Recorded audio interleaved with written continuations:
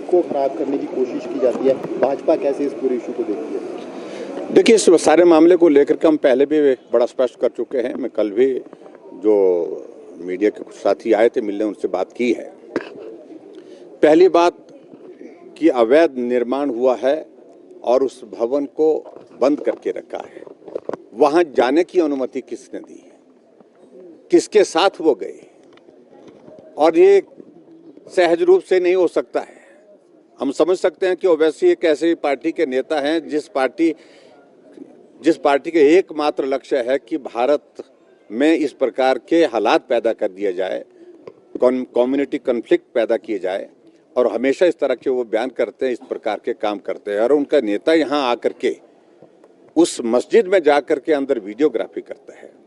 और मेरा तो ये मानना है कि ये वहाँ के कुछ लोगों के सहयोग से ही संभव हो पाया है। जो वहाँ नज़दीक रहते थे, वो जो लोग वहाँ उसके अंदर रहते थे, उनके सहयोग के बिना संभव नहीं है। और उसके बाद में ये भी मैं कहना चाहता हूँ, वहाँ जाकर के एक भवन को वो इंगित कर रहे हैं कि इस भवन की ऊंचाई तो इस भवन से ज़्यादा ऊंची है।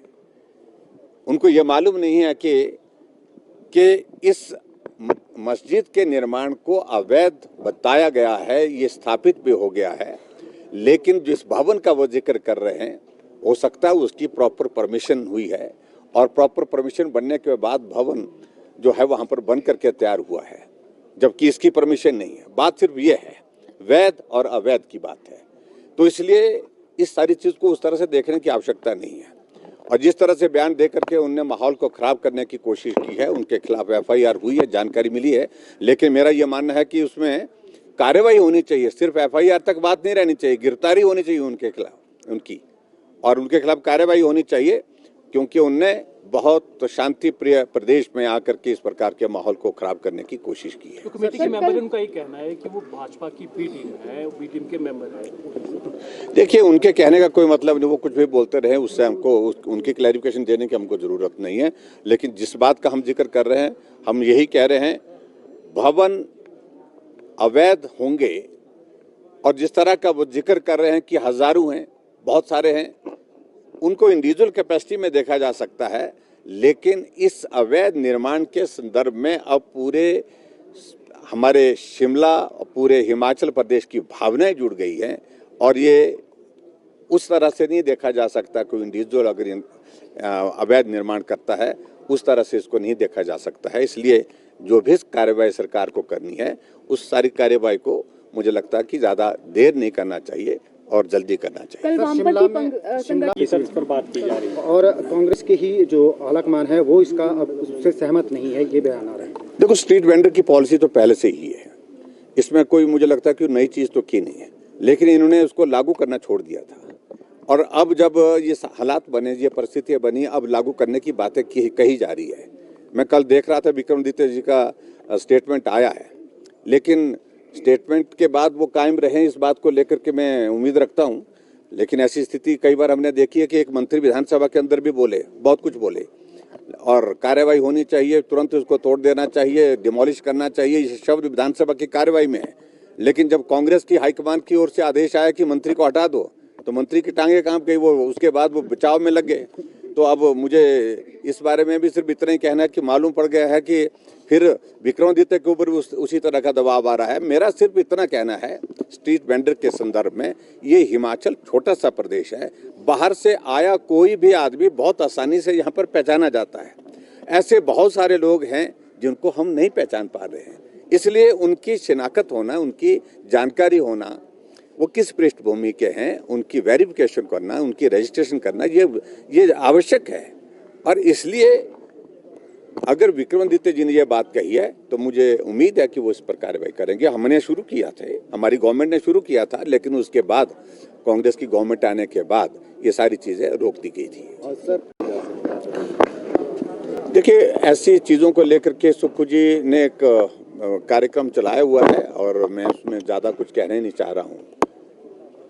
प्रदेश में 2 साल का कार्यकाल कांग्रेस पार्टी का पूरा होने जा रहा है, लेकिन अभी तक दौर वही चला है कि बंद करने के लिए क्या बचा है। बाकी सब कुछ बंद करने के दिशा में आगे चीज़ें बढ़ रही हैं।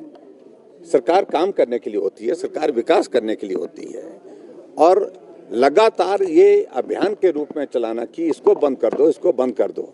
और मैं कल देख रहा था कि ऐसे एक नहीं अनेकों उदाहरण आए। मैं अपने क्षेत्र में गया था कल मुझे नोटिफिकेशन दिए कि मेरे वहाँ पर एक हॉर्टिकल्चर कॉलेज की तीन बैच उसमें से निकल गए, भवन का शिलान्यास मैंने कर दिया, टेंडर उसका हो चुका, और उसमें से 10 करोड़ रुपए जो मैंने देख के रखा था उसकी चिट्ठी निकाल दी है, उसका कहा कि उसके पैसे को भी वापस ले लो, वो पैसे भी वापस मंगवा लिया। तो ये सारा जो चल रहा है वो प्रदेश हित में कतई भी नहीं है।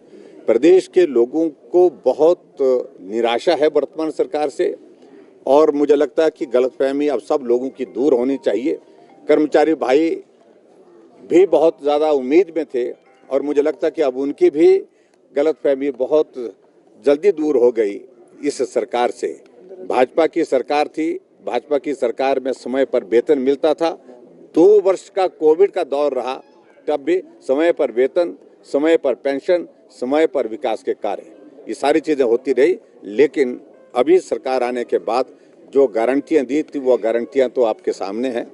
महिलाओं के लिए जो कहा था कि 1500 रुपये देने की बात, अब बातें ये भी चल रही है जो दिया है उसको वापस भी लिया जा सकता है, बोलते हैं। ये ज़रूरी नहीं है कि जो दिया है वो दे ही दिया है। तो इसलिए बहुत सारी चीज़ें हैं। मैं इतना ही कहूँगा कि वर्तमान सरकार के का जिक्र आजकल जो है हमारे पड़ोस के राज्यों में खूब हो रहा है, इनकी गारंटियों का, कि कैसी कैसी गारंटियाँ दी थी और उन गारंटियों से किस प्रकार से मुख्यमंत्री मुकर गए हैं। और मुख्यमंत्री जी ने कई जगह इस बात का जिक्र कर दिया, ये गारंटी सुक्खू ने नहीं दी है, जिनने दी है उनसे पूछो। और हम उनको ढूंढ रहे हैं। कुछ लोग आए थे शिमला, आराम करके चले गए, मिले किसी को नहीं, बोलते हैं शिमला में रहने के बाद। उनसे पूछना चाहिए था, अगर आप लोगों की पहुंच वहां तक हो सके, मीडिया वालों की, तो जरूर पूछिए उनको कि बहुत चीख करके, पानी पी करके बोला था उस वक्त, गला फाड़ करके बोला था कि 1500 रुपए कैबिनेट की पहली बैठक में दे दिए जाएंगे, और कहा था कि 5 लाख नौकरी दे दी जाएंगी, 300 यूनिट बिजली दे दी जाएगी, और बहुत सारी चीज़ों का जिक्र किया था। मैं उस पर अब ज़्यादा कुछ कहना नहीं चाहता हूँ, और मैं यही कहूँगा कि भगवान सद्बुद्धि दे। Thank you.